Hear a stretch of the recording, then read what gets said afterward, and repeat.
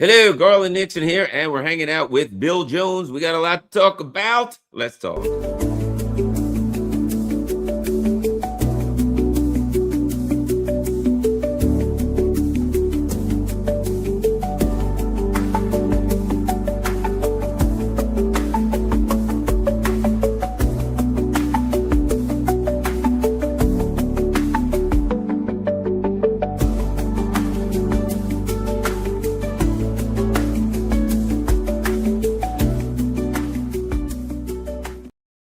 Hello, Garland Nixon here, and we're hanging out with Bill Jones. Bill Jones is an author, and he happens to be an expert in Russia-China relationships, knows a lot about Ukraine, a lot about the history and the present of the Ukrainian conflict. Bill Jones, welcome. Anything else people need to know about you, your background, and the name of your book? Thank you, Garland. I used to work as a journalist at the White House. I'm also a little bit acquainted with the so-called political elites of the United States and how they operate.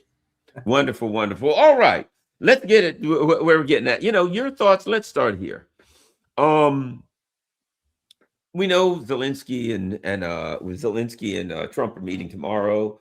Supposedly, I've heard rumor that it's going to be televised. I haven't been able to confirm that. I saw that in a couple places, but it's not confirmed, and I think that does make a difference. Your thoughts on where we are now, as far as what the Trump team would like to see, what the Russians would like to see, what the Europeans would like to see. And I don't count the Ukrainians because I don't think they really get to say, and I don't think Zelensky represents the Ukrainians. At any rate, touch base on all three of the entities and what you think, where you think they are. Well, I think there's general agreement between the United States and Russia on some of the basic principles involved. The Russians have been very adamant about the issue that they do want these territories that were effectively oppressed by Ukraine by the right-wing Ukrainians who took over in 2014 with the help of the U.S. State Department, including what's her name, who was passing out donuts. Oh, yeah, Newland. Who were in revolt. Yeah, Miss Newland. And of course, the people in the eastern part of the country largely were opposed to that. They thought their president was doing okay, according to even difficult situation they had, and that therefore this coup was uncalled for. And the new Ukrainian government then decided that they would use military force to persuade these provinces to be a part of this so-called new Ukraine. One of the basic problems, of course, was that 20, 30 years ago, the majority of Ukrainians spoke Russian. Ukrainian was really a minority language. And now the new regime, which wants to eradicate every element of Russian culture, is demanding that everybody now speak Ukrainian or learn Ukrainian. Even President Zelensky, when he was a comic, his comics were always in Russian. This was his language. It was the language of the country. But now this has changed because of this right-wing, really a proto-fascist force stemming back from the type of people who were cooperating with the Nazis during World War II, has been in place in Ukraine, oppressing, not only conducting war against Russian-speaking Ukrainians after 2014, but also oppressing their own population. I think what you see in Ukraine now with the reaction against this right-wing types who are now being accused of corruption is there's probably a lot of relief among many Ukrainians who, of course, don't like to get bombed and be destroyed, but they also don't like to be, picked up on the street and forced into vans and then sent off to the front in a battle in which they'll probably die. And I think you're seeing that type of reaction going on now. And so it's kind of ironic that Zelensky is still around as president, although he doesn't have legitimacy according to the Ukrainian constitution, but he has the backing of the Europeans, so he's still playing that role. Now he's coming to negotiate. I don't know what will happen there either. I don't know if there's going to be a televised portion. There will be a televised portion of this. It's not going to be completely quiet, but he may Trump may read the Riot Act to Zelensky publicly, or he may be very polite publicly and read the Riot Act privately. Because Zelensky, while he is saying that he's coming here because he wants peace and wants negotiations, the so-called 20-point program that he has includes a number of measures that the Russians have always said will be unacceptable. And Trump himself has said that he dealt with this Ukrainian proposal very coolly. So I think it's a very interesting to see what happens here. But I think Zelensky is more coming hat in hand to try and get some kind of a deal that he has no control over.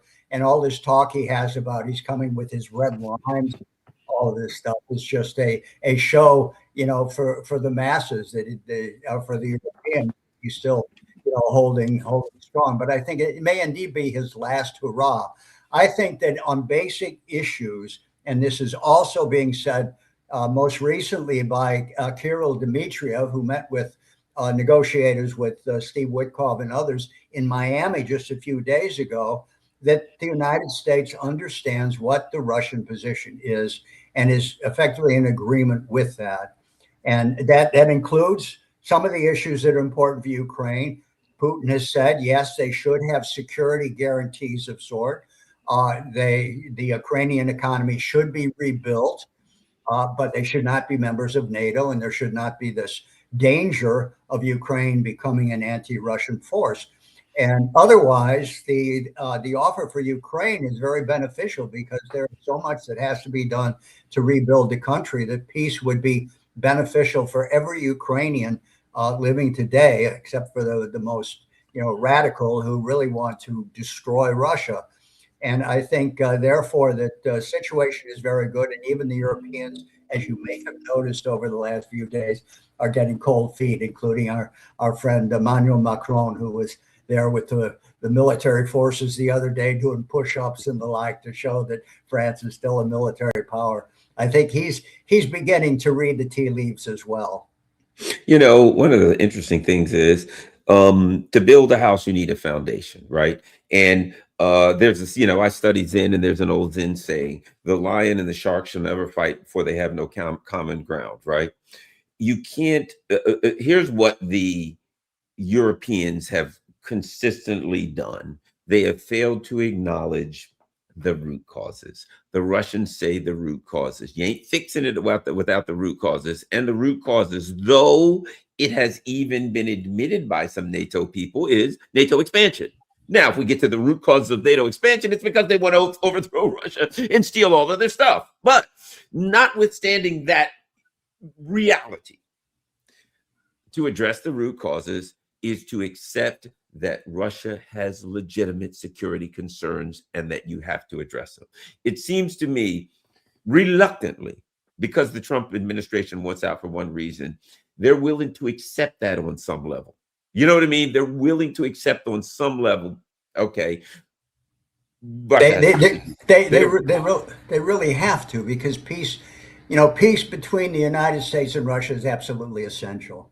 I mean, that the biggest danger that exists in this Ukrainian war is that the Europeans will force, or would have forced maybe the Biden administration to move further to make this into a bigger conflict where it would be a war between nuclear powers. And then, we're looking at World War III. For Ukraine is really being pulled, as a puppet of the Western powers who want to undermine Russia. And there are a few Ukrainians. Of course, we know what happened after World War II is that you had these Waffen SS Ukrainian units who were not sent to prison and did not have the war crimes. They were sent to Canada to become Canadian citizens. And also in the U.S., the same thing happened here. You had the CIA operations to organize these guys for undermining then the Soviet Union. And that is the crew which is being utilized to devastate, to really take this nation of Ukraine, which is a very proud nation and has a long history with Russia, a very good history. Ukrainian science was in Russian, and it was at the advanced stages of world science. That is all being destroyed now. And it's, that's the biggest tragedy you have, is that there was an area of science which was called Slavic science, which came later than U.S. and European science, because the Great Renaissance came to them a little bit later. But it was playing a major role. I mean, even during the Cold War, if you look at what the Soviet Union was doing in areas of laser technology and fusion energy that we're now talking about so much, they were really advanced in there, and the Ukrainians were playing a major role in that. And the families are united. I talked to Russian military figures whose wives are Ukrainian. I mean, they're really devastated by this whole conflict. And hopefully, at a certain point, when we can get certain people in the West to listen to reason, that we can reestablish that kind of unity that was beneficial for them and is beneficial, for the world. But if the U.S.-Russia relationship works well, if that is reestablished, I think things will go well with the world, because the Europeans on their own, I know Mark Rutte is talking about, we got to be ready for a Russian invasion, and we got to get our military built up. Merz, I think, wants to go back to, the Wehrmacht days, to have a strong German army. But I don't think the people are interested in that at all. And therefore, this idea of what Russia had called indivisible security and is absolutely essential. And that means when you have your own security guaranteed and you have a neighbor, your neighbor also has to feel that they are secured. And it's the only way you'll get, reasonable economic, social, cultural relations between countries, if they don't feel threatened militarily. And I think this is what Putin has been proposing most recently, where he even said, and it was kind of surprising because of all the hate that you're coming out of Britain and France and Germany. He said to a British journalist who made a very snide remark that we didn't start this war. The bloodshed is not our fault, because we just intervened in it at a point in time when our Russian-speaking Ukrainians were being oppressed and they needed help. But so that the blame lays on the other side. But he said at the same time, but I can envision a situation in which I can work with the US, I can work with the UK, I can work with the European Union even, on a basis of equality. And that equality also involves the issue of this indivisible security. It's an equality where sovereign nations do feel themselves, able to exist without being threatened from the outside. Scott Ritter did a really great a 2 segments documentary called Agent Zelensky, in which he argued that Zelensky is a product of MI6, and he put forward a lot of information. The British Empire's history of saying, okay, we'll get these 2 groups. There's 2 tribes in an African area. We'll get them to fight each other. We'll get the Muslims. Well, we'll get the Shiites and the Sunnis fighting. We'll get the North Koreans and the South Koreans fighting. We'll get 2 Slavic groups fighting. You know what I mean? This whole Zelensky thing, I think of Boris Johnson showing up there. The dirty parts of it has British Empire written all over it. What do you think? Absolutely. I think it's absolutely the case that Zelensky is, in one sense, he's, because he's cooperating with this, is the criminal activity in there, but he's also a victim. He's a guy who came to power, I think, surprisingly for himself, in a situation in which you had the thugs of this right-wing, Azov group, who had a gun to his head. And he had to follow the line, or else he would be killed. And I think there is a certain danger for him in that respect. But he fell into this trap. And I know that there were others, including the president of Belarus, Alexander Lukashenko. In the beginning, he was very helpful. He tried to be helpful to Zelensky and to get him to do the right thing, because he saw him as a young man in this kind of a situation, a very difficult situation, and maybe I can teach him something and he can get out of this. But he really fell into that trap, and in one sense, it's his own fault. But he's he's also a victim there. And the British have used that to the max in order to create a war in the area. Ukraine has always been in that situation. I know that you had talked earlier with Harley Shiner on this issue of Halford Mackinder. Well, Mackinder, during World War I, Mackinder was assigned to Ukraine. And the issue there was, from the British point of view, is keep both the Germans and the Russians weak by creating what Mackinder called this Mittel Europa. And the idea was you get the Poles and the Ukrainians to build a new nation under British control, and that will keep both of these major powers at bay. And that's something that was going on at this point too. And British intelligence has not changed in one iota from the old days of empire. They've become more sophisticated in terms of technology, but their thinking is still the same way. And that's what we're dealing with. And the Ukrainian people are the real victims in this situation. And the Russians realize this. And if you look at the reports of how the troops of the Ukrainians are treating the population and how the troops of the Russians are treating the population, you'll see just a 180% difference. The Ukrainians want this control. And if they leave a town and have to retreat, and there are people living there who won't go with them, they kill them. Some of them, they even kill like teenagers who didn't want to leave. Whereas with the Russians, you see they're helping them. They give them medical treatment. They're very concerned about, because they do not have an argument with the Ukrainian people. They have an argument with this political elite, which is pulled around by the British intelligence operations, and they want to end that so that they can live at peace with the Ukrainian people. And they're showing it in everything that they do. And anybody who looks at this closely, and unfortunately, Americans just don't get that story. That tells a whole lot about what this conflict is all about.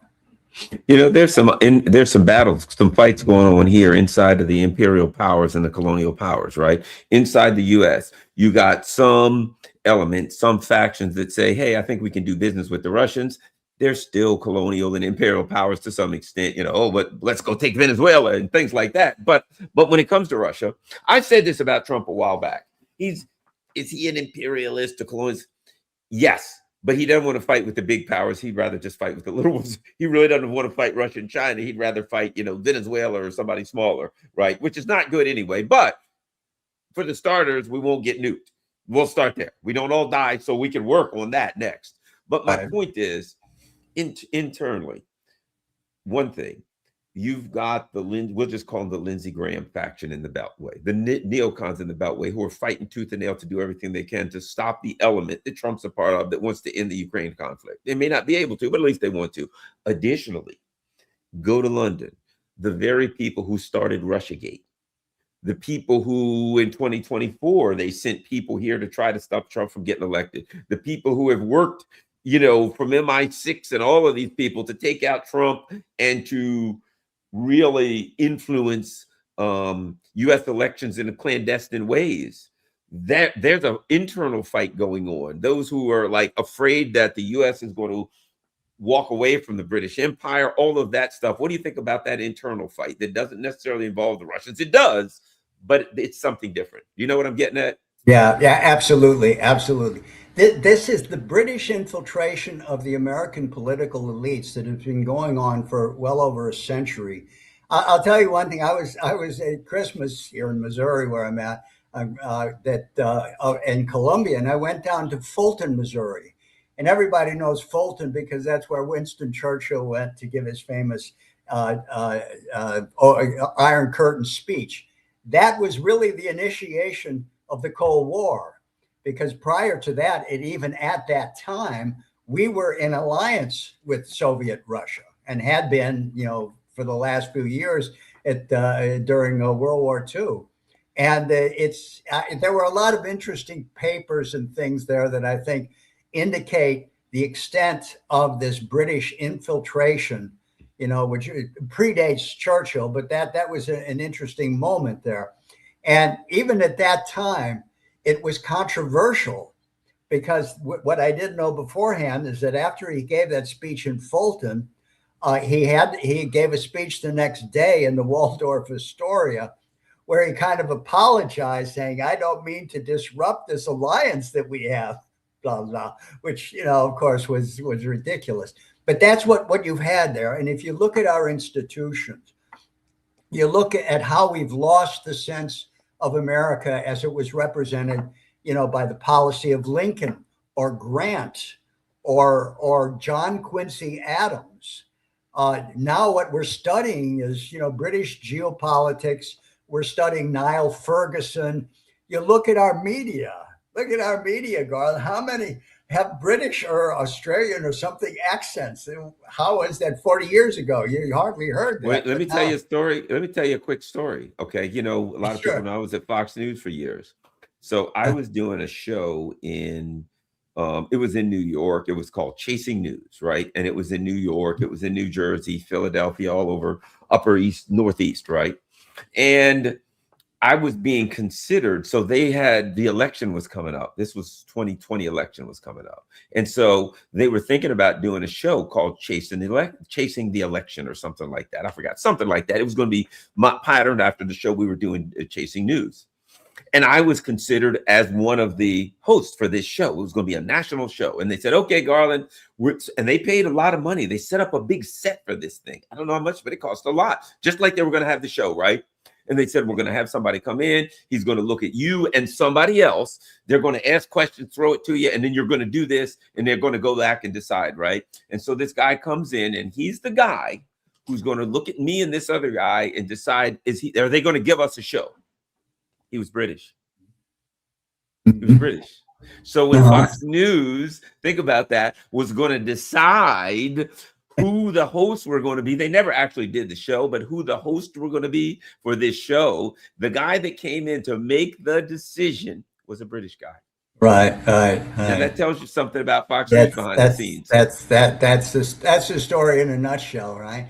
And the unfortunate thing is that the control and the influence in the educational system, especially those that, people who are trying to get studying political science and things like that, are generally reading the British interpretation of history, right? Which is this geopolitics, as they mentioned, together with Harley. That's what they're learning, right?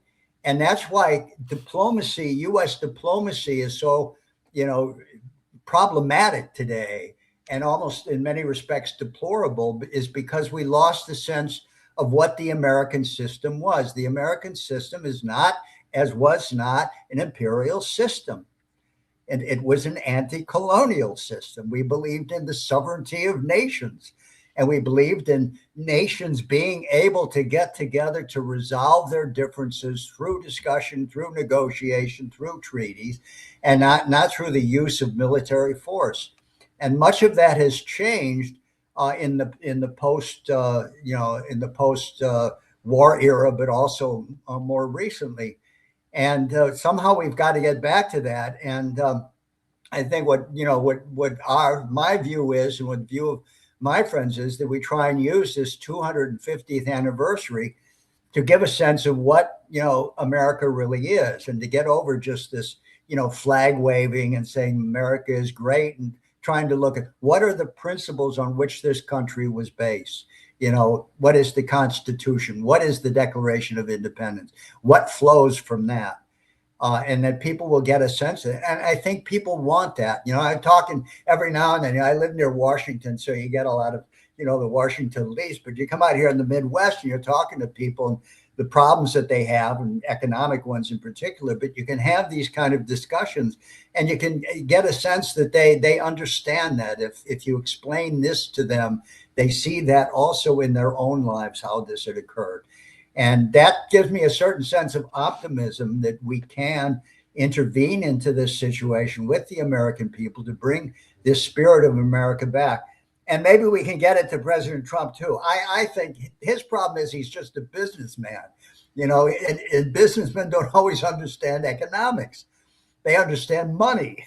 and monetary flows and financial flows. But that is not economy. Economy is producing things. That is real goods coming out of the assembly line, real ideas in terms of innovation coming out of the heads of scientists and engineers, right? That's economics, and financial is just kind of something that's needed, but it's not something in itself. But Trump sees this. I mean, I always get laugh and see that he got several $100 billion from this Japanese enterprise. It's going to invest in the United States, and they go into Ohio and they say, okay, we're going to build this big factory. They got to ask themselves the question: where are we getting the skilled labor? How much of it do we have? Do we have enough to do that? And the unskilled labor, look, the immigration that's chasing all the other unskilled. So that's what the economy is. And I think that President Trump really wants to do something good to make America an economically prosperous society. He just doesn't understand economics because he's a businessman. And somehow maybe this is the type of campaign that, has to be brought about in MAGA and in other groups on the economic policy, why the United States is not the number one producer today, why it is not the number one technology leader. President Trump is saying it is, but I think if you look at the facts, there's a great deal of doubt in that. And he's not doing the things that are necessary to get that. And it's not just the money. That's the minor thing.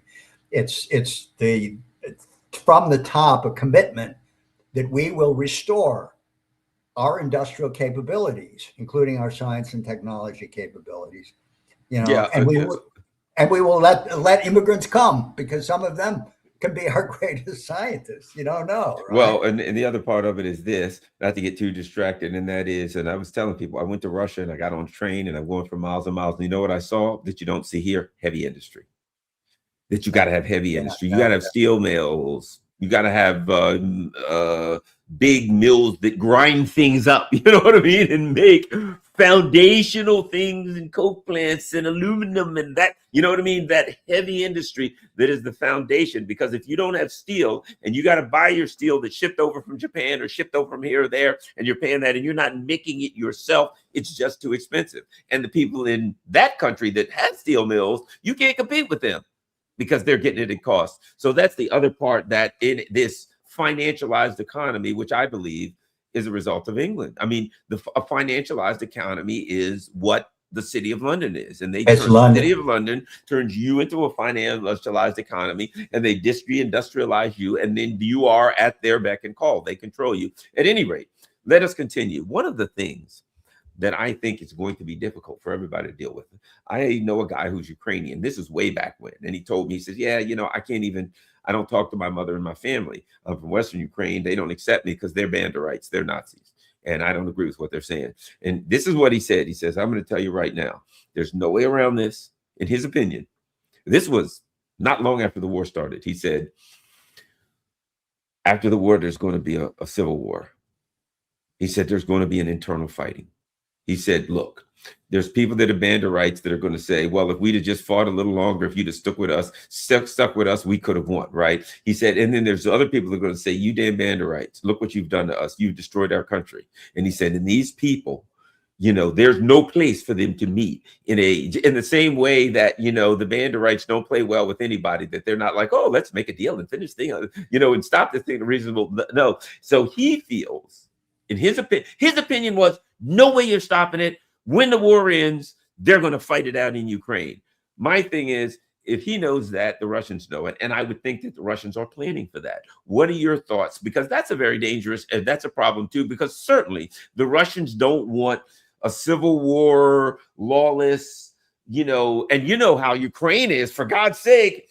It ain't unusual for 100,000 people to get slaughtered with hatchets. You know what I mean? Things get out of hand in Ukraine. It can go really bad. Right. So your thoughts about that other part of the problem? Well, I'm a little skeptical that that's going to happen. I think that the support that people like the Azov Battalion have, the Banderites, if you will, is an important force to the extent that it's backed up by the British Empire. And the only reason there would be a civil war, I think, is if the British Empire decided that they wanted a civil war here.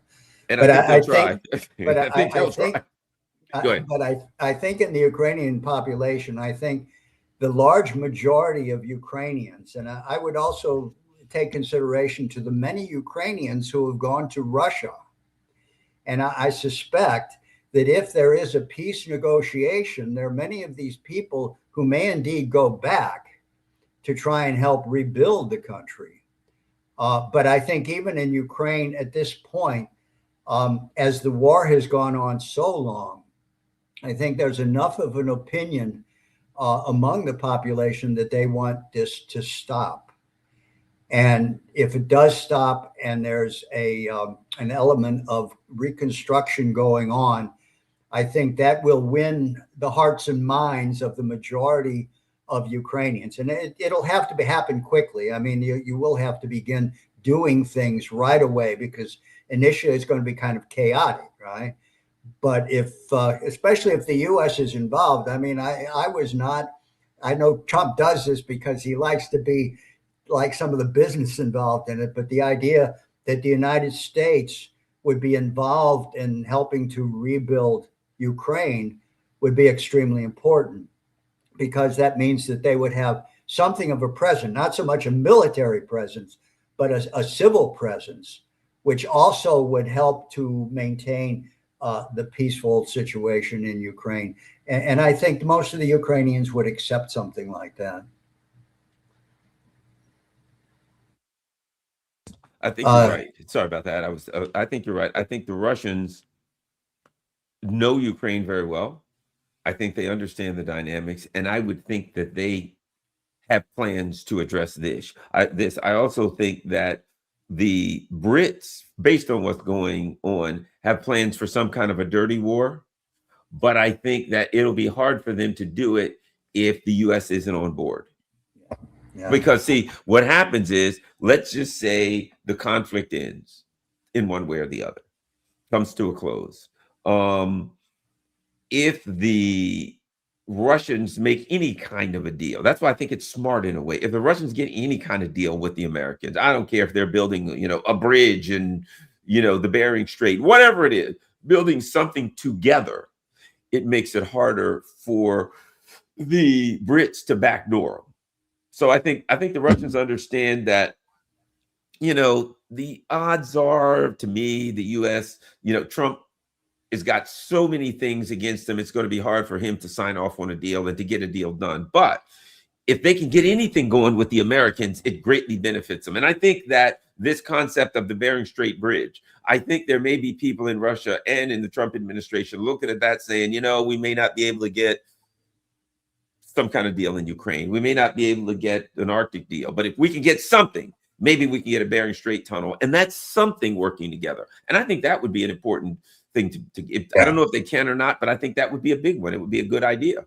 Yeah, absolutely. And I think the Russians are aiming at this too. Dmitriev has been talking about the bridge all the time now, and I think he knows the importance of this thing.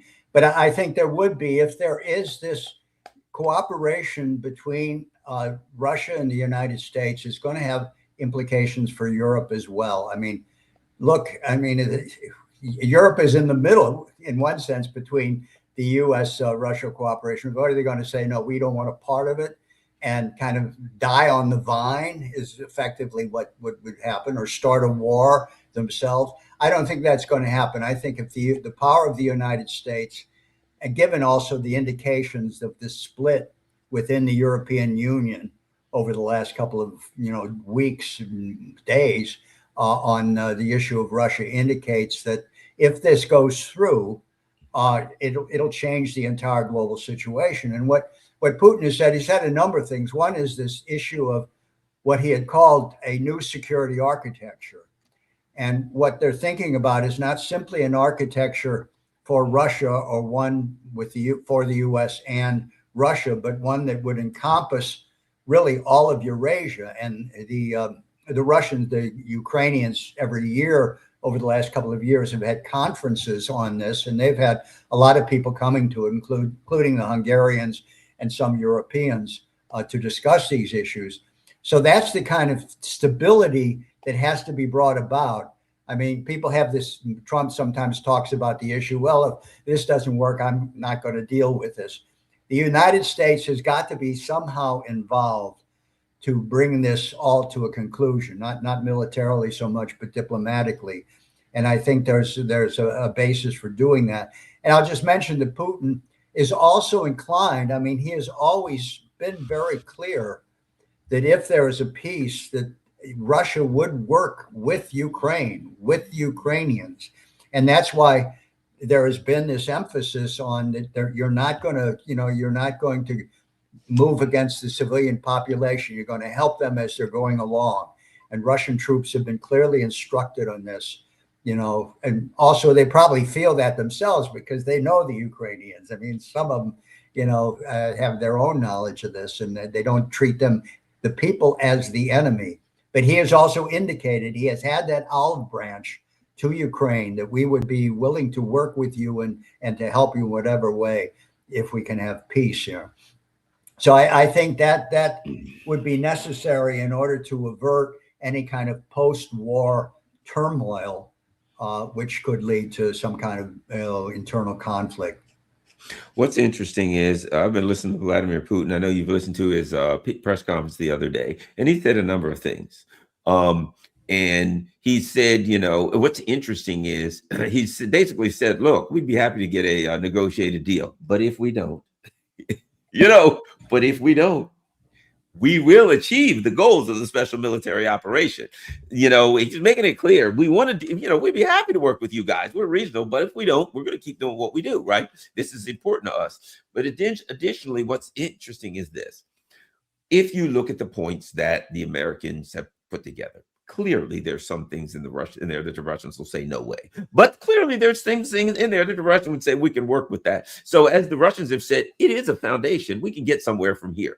If you're willing to be reasonable, we can get somewhere from here, right?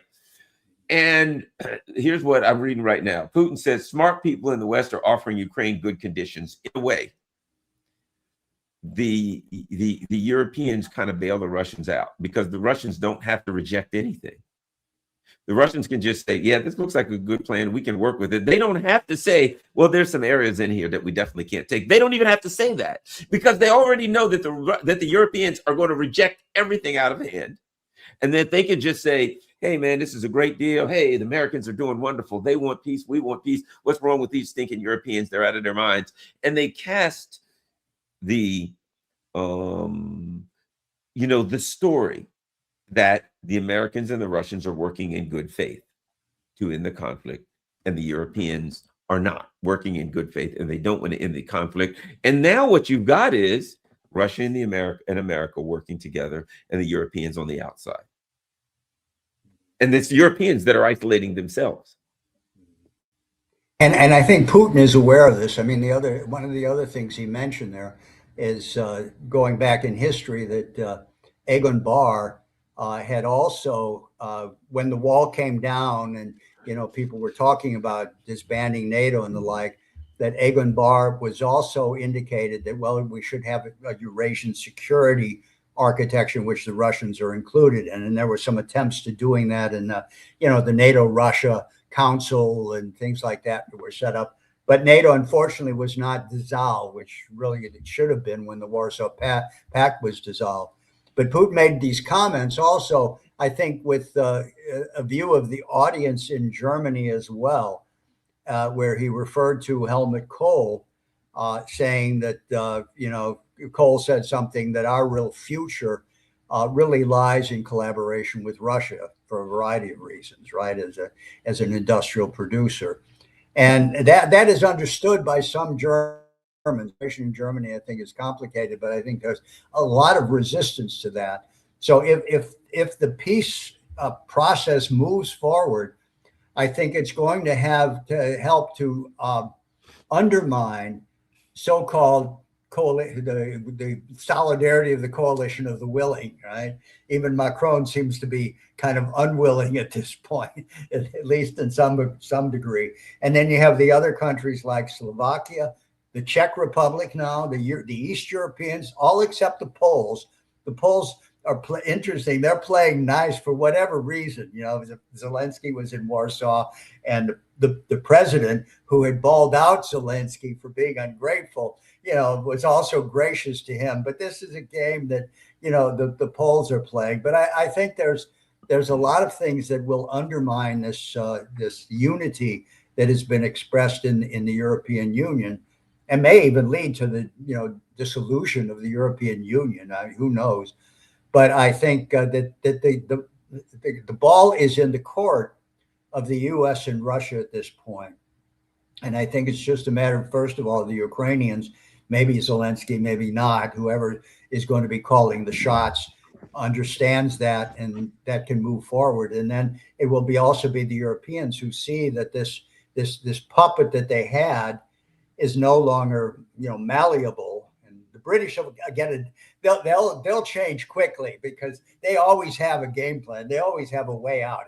If Warwood doesn't do it, then they'll figure out a way of getting in there diplomatically, you know. And you always got to watch them, because they're very tricky in these things.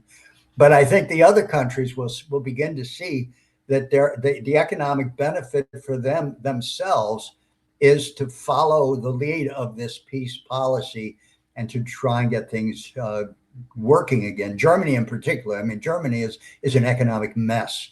I mean, all the factors show you that it's really going downhill, and people know it. And Merz is hanging in there, but I think he's in trouble too. You know, we'll see what happens there. But I think there's reason to be optimistic here. And of course, you got the other side of things, is that the world as a whole, and I mean not only Russia, but Russia, China, and the global South, are also moving in that direction. They also want to see this peace and economic development coming out of it, so that you have the majority of the world who are, you know, moving in the right direction. And it's just the problems here in the U.S. to some extent, but also in Western Europe, that the problem exists. And of course, the British, perfide Albion, you know, it's I don't know if they'll ever stop being perfidious.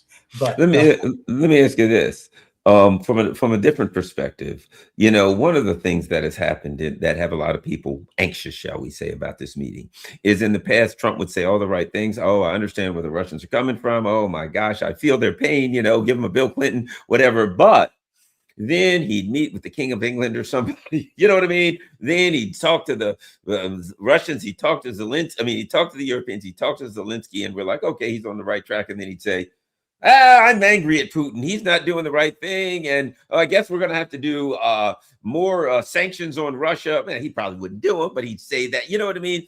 And nothing would really change one way or the other, but Trump's rhetoric would be saying all the right things. Then he'd meet with the Putin or the Europeans, and then he'd do a 180 with his rhetoric. And he may even do some sanctions against Rostec or something. So what do you think about the possibility that Trump does a 180? Or could it be, let me throw this at you, that now that what's his name, Kellogg's gone, and that faction may have been tossed out of his inner circle, that we may not be as likely as to see that 180 from Trump that we've seen in the past? yeah, you know, it's always impossible to make any kind of prediction on someone as mercurial as our president. But it seems to me that it would be in his interest politically to continue along this path, as long as there's, you know, a basis for it. And there is a basis for it in terms of the Russian side of things. And because he's losing his popularity on the economic front, things are very, very bad. And he's got problems within the MAGA groups also as a result of much of this stuff. And he doesn't have the option of alienating a lot of the people who are supporting him at this point. And a lot of the people who are supporting him is because he's got this, you know, he's the peace president, right? And if he gets away from that, I think he'll be in trouble politically. Not only will it cause a problem to the whole peace process, but it will also be a problem for him politically as we're going into the next year elections, right? Mm-hmm. And as the Israelis are yanking his chain saying, let's attack Iran, as Marco Rubio et al. Is yanking his chain saying, let's bomb Venezuela, you know what I mean? He's got clowns on the left of me, jokers to the right, and he's both a clown and a joker at times. You never know what to make of him half the time. So yeah, there are all of those issues too. And I think Trump wants to get out of Ukraine because you could agree with or disagree with him. He has some particular economic plans that I think the Ukrainian conflict, A, doesn't allow him to address, and B, I think he sees some kind of economic alliance with Russia as part of his economic advancement plan. Maybe I'm wrong. I think that's probably true. I think that's also some of the discussions that Dmitriev has been having ever since Anchorage with the Americans on some of these projects. I mean, he indicated the reason that the Bering Strait tunnel came up is the fact that there were Americans who were interested. I think, I am not sure of the details, but maybe the Russian technology, mining technology, which is quite advanced, to use it in the Arctic for drilling for oil or whatever. I do think there is an economic aspect to Trump's view towards Russia, and I think it's very important, right? I mean, and we should have good economic relations with them. It's just a tremendous country. I mean, you just imagine, yourself, these 11 time zones. It takes you a couple of weeks on a train, to go through it. I mean, unlimited resources of whatever resources you're interested in. Russia absolutely has unlimited resources. You got the entire periodic table underneath the tundra there, right? The thing about Russia is that the traditional model has been for the U.S. and other European powers for the last minimum since World War II, but for many of them for centuries, has been, if somebody has a bunch of powers and you want them, you go take them. You overthrow the country and you take them. And that's not an option with Russia. The only way they can access those powers is those resources is through a deal with Russia, because Russia has the wherewithal to defend itself. Yeah, you're right. Absolutely right. And I think Trump understands it. Trump understands this as a businessman as well as as a politician. And I think that's a positive aspect. He may have some strange ideas about how it's going to work, and sometimes he'd like to get in there himself and do things rather than rely on trade and investment, things like that. But I think that's an important aspect to consider. And you've got to consider, look, if you look at the entire Eurasian continent, I mean, it's a tremendous economic beneficial factor in world history. And we used to say in the 1990s, it's still true, that if we can get this Eurasian economy built along with the railroads and everything that's needed, then you could more easily industrialize Africa. But if they're going down, in the hell in a handbasket, there's going to be no room for the type of things that have to be built and invested in order to, do something about the continent of Africa. I mean, those are also considerations there. It's not, Eurasia is one thing, but Eurasia is an important productive factor in the world economy, which, if it were brought together as a unit, as an entity, as an economic entity, would create tremendous benefits in terms of investment in Africa. The Russians are doing a lot. The Chinese are doing a lot, and that's all well and good. BRICS is going to do it. One way or the other. Here's the thing about it. BRICS is going to do it. The only question is, will you be involved? That train's leaving the station. You know what I mean? I mean, reality on this earth, what we see is this. That train's leaving the station. Brazil, Russia, India, China, these other countries, the train's leaving the station. Indonesia's going on, the African countries, or Algeria's, or these countries, Iran, that train's leaving the station. The question is, are you going to try to get on the train some kind of way? Are you going to sit back at the station and watch it sail off? Because these countries are moving in the direction of success. And if you push back against them, which has been what the U.S. has done, we're going to, I mean, and to be quite frank, even if you read this latest national security strategy, some of that Wolfowitz doctrine crap is in there. You just don't have the economic or military wherewithal to dominate anymore. Those days are over. Economically, you can't do it. Militarily, you can't do it. Politically and diplomatically, you can't do it. And so now it becomes, will the United States bury itself? Europe is buried. Right now, they are buried. Will the U.S. bury itself along with Europe trying to push back against modernity as the world changes. That's the decision we're making right now. We ain't doing so high, but we can hope people like us can work towards maybe some level of sensibility, but we just don't know what's going to happen. But I think there's also a benefit in this. I mean, there's an our own benefit to be a part of this development, but it's also that if the economy, if the economic apparatus that we have here in the United States and in Western Europe were brought to bear in a program of global development, the rate of development would be so much greater than simply with dependence on Russia and China. I mean, the Chinese are doing a lot. I mean, that's their policy. I mean, that's been their policy for a long time, is that they will share the wealth. They will use what they have been able to accomplish in building their own economy to help other economies develop as well. But there's also limits to that.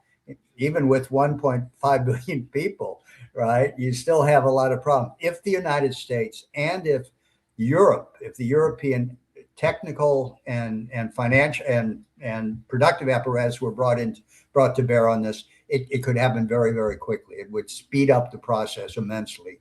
I agree. It's moving in that direction. The world's majority has said this is the way we're going to go, and we've got to join it. If we did join it with the capacity that we would have if we put our minds to it, it could be very beneficial in speeding up the rate of growth in the world economy, which is what we need, because you go at a slow pace, people are going to die and they're going to be waiting for the development to finally come, and it will take a while and it maybe be the next generation, but we got to move more quickly. So it's in our benefit and in the benefit of the rest of the world that we become, and Europe becomes an industrial, productive economy, and not people who are clipping their shares to try and make a profit, right? Let me ask you this.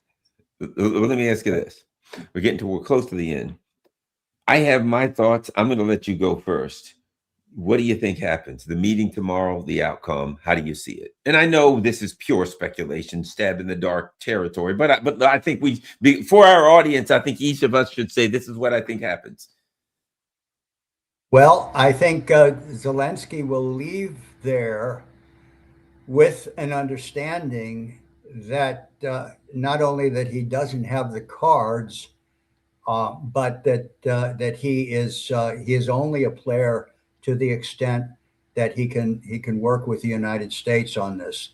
I don't think he'll be able to go back and cry to the Europeans and get any support and be able to do anything, especially with what's happening in Ukraine. And you mentioned earlier with the corruption scandals going on there. And even the Europeans are getting a little worried about this, because they'll be affected by this if they keep up their support. So I think afterwards there should be an understanding, hopefully, by Zelensky, that the game that he has been playing is no longer on the boards, and that he's got to either get with the new game or somebody else will do it.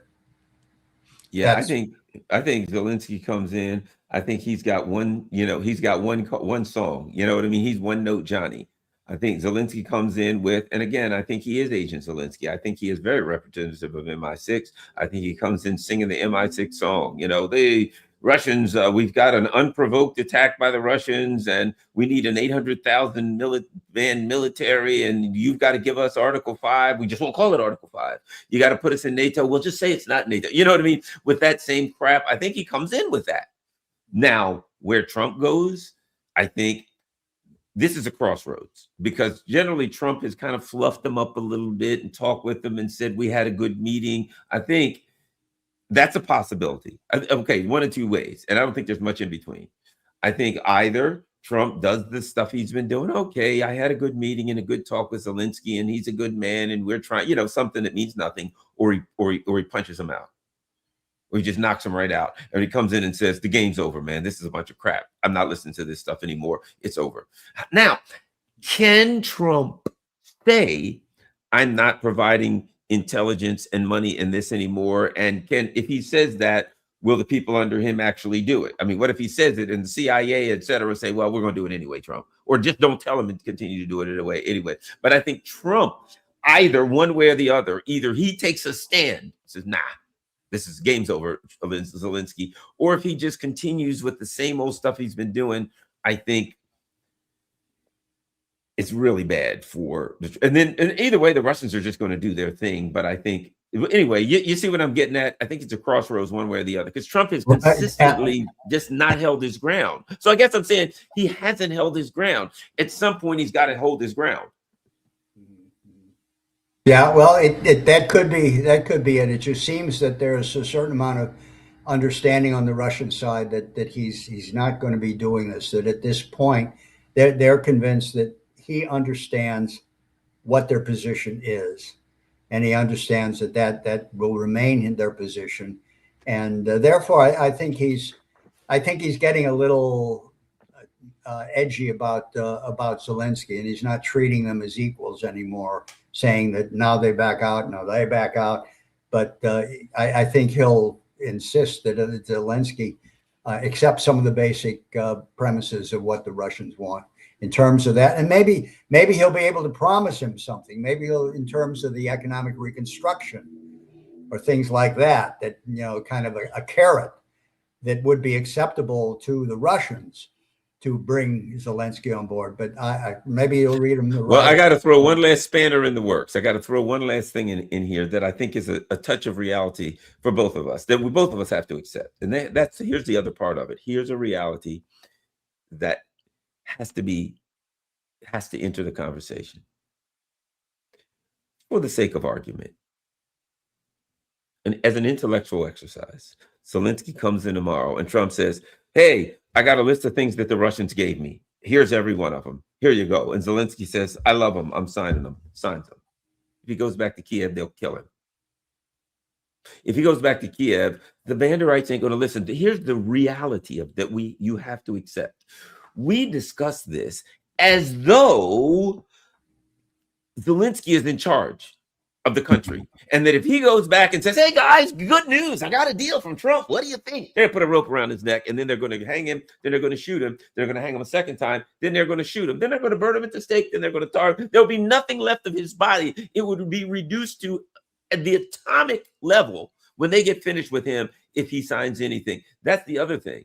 He doesn't have the true authority. He's always been nothing but a puppet representing the city of London. So the problem is, if he signs the document, if he accepts something from Trump, right, it will then be exposed that he's never been the president, because as soon as he says, okay, and Trump gets out, we've got an announcement.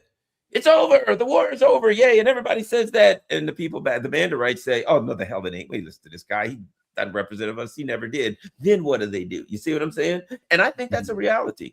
Mm-hmm. I think you're right. I mean, you can never say with someone like Trump. You can never say what he's going to do. I don't have this as prediction. These are my thoughts on the possibilities. But I think Trump is in a position where he has to come up with something on this front, because of problems on other fronts that are more problematic. Yeah, and here's the thing about it with all of these proxy wars, because this is what Britain has done for centuries, right? In the end, at some point, the puppet starts saying, how do I get out of this alive? I mean, that's always the case, isn't it? At some point, the puppet looks around and says, all right, all around me is ashes. And at some point, does Zelensky say, if he's smart, yeah, this ain't working. Okay, Trump, give me a deal where I get out of this alive. Do you think that? I think in Kiev, what's going on right now is there are powers in Kiev that are saying, look, I stole a lot of money. I've done a lot of bad things, but I don't want to fall into the hands of the Russians, because I might end up in a Siberian work camp. I don't want to end up in the hands of the Nazis, because they'll say I'm a traitor and kill me. How do I get out of this alive? And I think that may be also this pressure going on with this Naboo thing, squeezing some of these guys. So there's some of them are saying, how do I get out of this alive? I think that's a necessary act to be done. I mean, you know what I mean? Yeah. Well, maybe Trump has a villa in Bermuda somewhere that he can offer them under protection. I don't know, maybe something like that if he needed. You're right. I mean, it's a crazy situation. There's no easy way out of this, but I think I'm hopeful that there will be some positive developments tomorrow, one way or the other, Yeah, out of this meeting. I And think I don't that. think Trump would have had. I don't think Trump would have had it unless he was sure of himself that something positive for him would come out of it. You know, I mean, he said that himself that he wouldn't meet with Zelensky if he thought it would be a failure, right? So maybe Zelensky is saying something before the meeting and has something privately that is more, is more amenable to work with. You know, I don't know, but And we'll, it's possible we'll that Trump wants to make some kind of announcement. You know, he's big on this before the end of the year. So Trump says, all right, it's the end of the year and I've made a deal, or it's the end of the year and I've decided to cut and run. I'm out of here. Or, you know what I mean? Like maybe Trump says, one way or the other, at the end of the year, I'm making a decision. This is the end of the year. I got to make a decision and an announcement before this thing goes any further. And of course, as you know, this is, I think, a factor.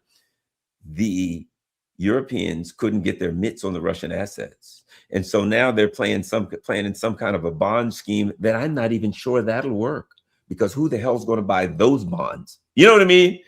You're going to buy bonds. Gee, how do I get paid? Well, in the event that the Ukrainians win and the Russians pay, wait, no, I'm not buying those bonds. See what I mean? So that's the other part of it. There's got to be people saying in Europe and in Kiev, man, we might not get any more money. We might not get another dime. The Europeans may not be able to pull off their latest scheme. So at any rate, Bill Jones, thank you very much, Bill. I really appreciate it. Great conversation. I think it's important. I'll get back with you again. Maybe we'll talk again after this conversation and try to make some sense out of the outcome. What do you think? Sounds good, Garland. Be happy right. to do that. Okay. All right. Thank you. Thanks a lot, everybody. I thank you very much for taking time out of your busy Saturday evening to hang out with Bill and I. And don't forget, you can, follow me on, I'm on Facebook, I'm on Instagram, I'm on Telegram. You can follow me all there. Make sure you share this on all your social media platforms. We're out.